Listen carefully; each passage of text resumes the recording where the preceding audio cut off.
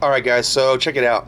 Another reason why I prefer automatic over manual transmission is for more than several reasons. We're going to talk about it here in this video today. You can share with me your thoughts and opinions on this as well, but I don't want to make it sound like this, but most people do not know how to use the clutch. They just don't know how to use it. And other times you get into sticky situations like my stepson, where you end up having to go down a dirt road that has somewhat soft sand in a non-four-wheel drive vehicle.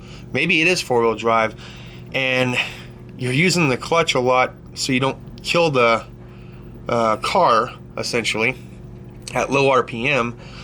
And what happens is you can prematurely burn the clutch out.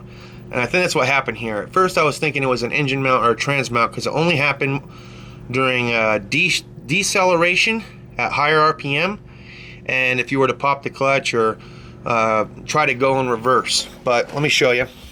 There's an access plate on this 2017 Jeep Patriot, and I was like, you know what, the transmission mount both in the front and in the rear looked good, no movement. Okay, engine mounts up top looked good, no movement. I took the access plate off here, and right away I could smell something burnt, like a burnt clutch smell. Took my bore scope, couldn't get underneath the flywheel to look up at the clutch itself, and I found some material here at the bottom. You can see this black soot. Now you will have some soot in the bottom, but not this much, and there was actually some particles in here as well. But at any rate, it smells burnt, and my thought process is that he burnt the clutch out. Let's talk about something for a second here. Alright, so now here's the thing. When it comes to this clutch, 50,000 miles, you think, should be covered under warranty. That's entirely at the dealership's discretion. They're very finicky about maintenance items. So what they're going to say to you to try to entrap you into basically paying their fees and the cost of the clutch replacement is they're going to say, well, we're going to have to check it out, we're going to have to diag it, so you're going to, at the minimum, have to pay the diagnostic fee. Then they're going to turn around and they're going to start with the small stuff first. They're going to say, look, we had our mechanic take a look at it, looks like you might have a bad strut or you might have a bad trans mount. Let's go ahead and start with that and see if the noise goes away, and if it does, cool, all is good and you'll be on the road. But we have to start somewhere, so let's start at a starting point. This is a good starting point. And then after that doesn't work and they go back and revisit the clutch, they're going to say, well, we got to take the transmission out in order to look at the clutch to get a better understanding of what it is exactly that's going on. It appears that it might be burnt out, or your throwout bearing might have gone out. We're going to have to take the transmission out at this point and take a look at it. We can't tell without taking it apart. This is true.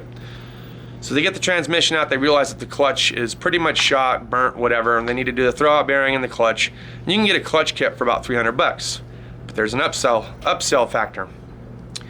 They're going to sell you factory first, which I believe in factory parts, but at what cost? It's usually going to be about $600 to $700 for the clutch kit from the dealer. Not to mention the diagnostic fee, not to mention maintenance, not to mention labor time. So at this point, they're going to say, this is a wearable item. It's just like brakes or anything else. You're going to be responsible for paying for the entire service. Now you have to pay for the labor, the diagnostic fee, and the overpriced clutch kit. Now, transmission on a lift, if you were to take this transmission out and put it back together, you should be able to get it done in about 3.5, 4 hours. I think the book time on it is 4 hours. Not on a lift, you should still be able to get it done in 8. That's a rough guess. Not really any special tools required here, mostly sockets and everything else. Now let's take a look at the slave cylinder, because it's internal. It's an internal hydraulic slave. So it's a throwout bearing that has a little slave built into it, a little tiny line that comes out the side of the transmission with a little plastic bleeder. You have to be careful not to strip that. Let's take a look at it real quick. Alright, so I'm doing my best to show you here, but you'll see there's a little tiny rubber deal here on the end, kind of like on brake calipers, and you'll have to pop that little sleeve off, and then you'll see the line goes in here, and it's retained in by a little tiny clip, and then it goes into the side of the transmission here, do believe this pops off too, but once you have the transmission out, I think there's another clip on the inside that you'll have to undo. You'll see here there's a flat spot, so you just find the appropriate size wrench that fits over that. And if I'm not mistaken, I think it might be 14 millimeter. Basically, you'd crack that open in order to use a vacuum type device to pull fluid down and in, or you have someone depress the clutch a handful of times, crack it, and then reseal it. So that's how that pretty much works, and you'll see the line goes up and over onto the top of the trans. But I think that's what we're looking at. Alright, and so here's just to show you, $295.49 for one clutch kit from Napa. They give you the lineup tool, the throwout bearing with the slave built into it. You can see here if we zoom in on this, you can see how this is set up. So right here on the inside of the transmission, there's another little clip that holds that in place, and the other one should just pull right on out. So don't pull it out without having the transmission out of the car. You can do that afterwards. And then there's the clutch and your lineup tool. Alright, so an image that I didn't show you is the flywheel. Now what's the flywheel? It's a big metal disc that's attached to the back of the engine. And the overall job of the clutch is to match engine speed with transmission speed. So your input from the engine to the output of the transmission going down to the axles.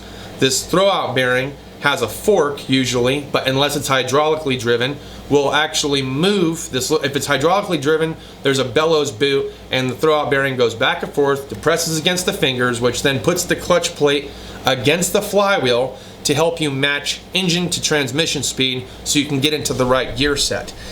Now on some vehicles, Chrysler products specifically, and maybe GM, I don't know, my GM guys out there will have to let me know, there's what's known as a dual mass flywheel setup, and that cannot be turned, so it will have to be replaced. They're usually up there in price.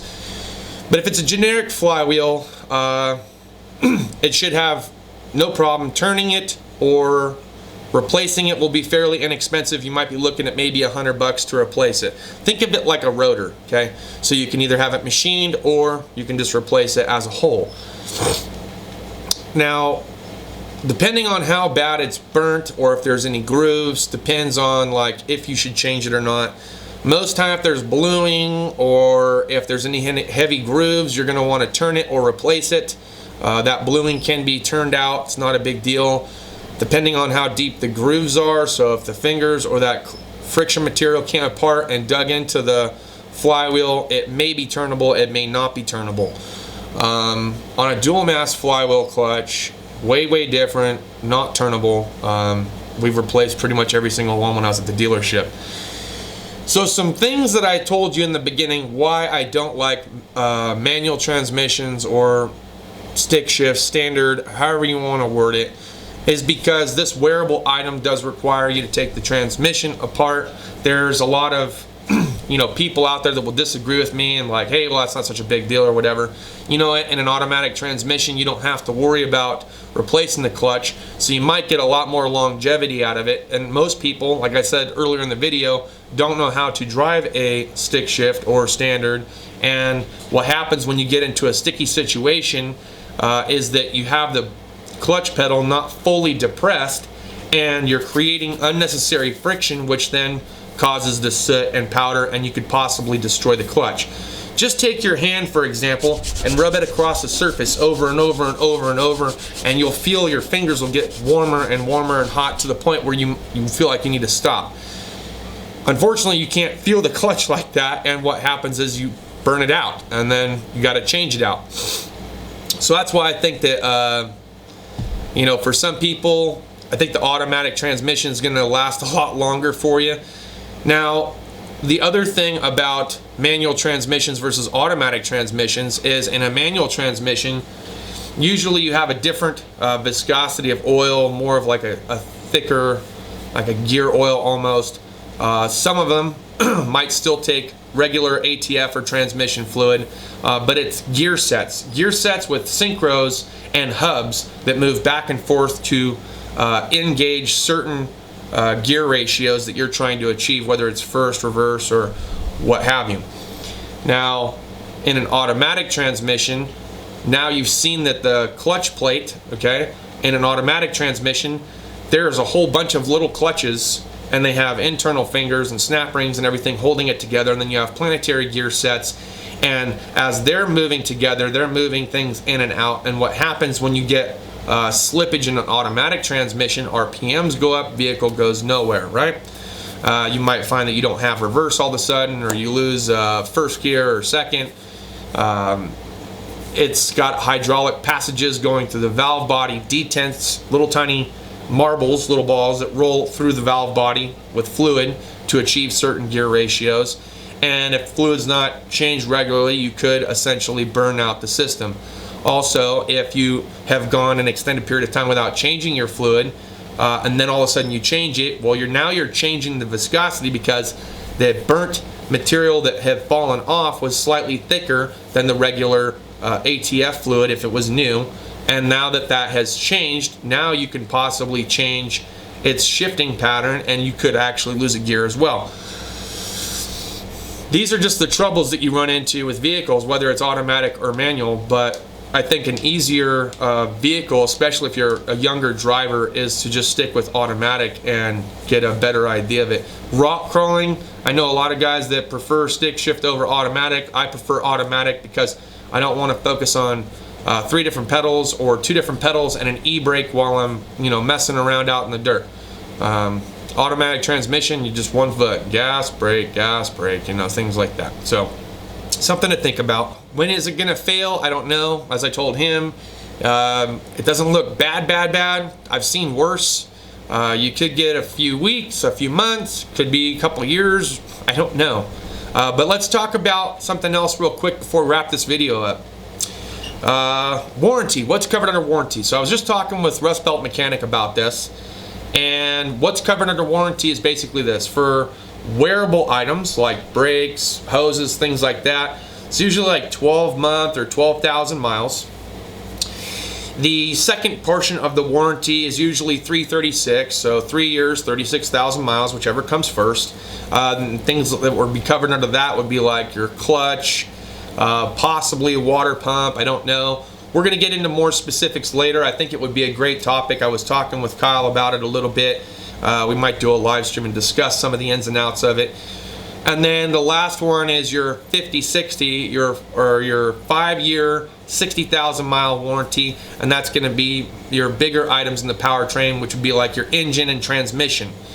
Now they do have extended warranty options for your engine and transmission that you could get up to 100,000 miles. And in some very rare situations, like Chrysler did it a while back until they realized they were losing more money than it was worth, they did a forever warranty on certain vehicles. So that in itself is a rare thing, but if you get across something like that again, jump on it. Okay, and just before we go, there's one other item that I think we're going to talk about in the live stream as well, and that's going to be what voids your warranty as far as maintenance is concerned. I have heard of some places telling customers that if you get your oil change done anywhere else outside of a dealership, that voids the warranty. If you don't maintain receipt or record of your services, whether you do them yourself or have it done somewhere else, that could void your warranty. We're going to talk about some of that stuff too. Food for thought before we go. Keep an envelope in your glove box, and every time you have something done to your vehicle, whether you do it yourself or you have another shop do it, put that receipt in the envelope and keep track of your own maintenance as you're doing it, so that way you do have proof, some kind of timeline of when it is that you actually did the services, so that way you have proof to show the customer service writer, service manager at the dealership to make sure that you have done everything that you possibly can do to stay within your warranty.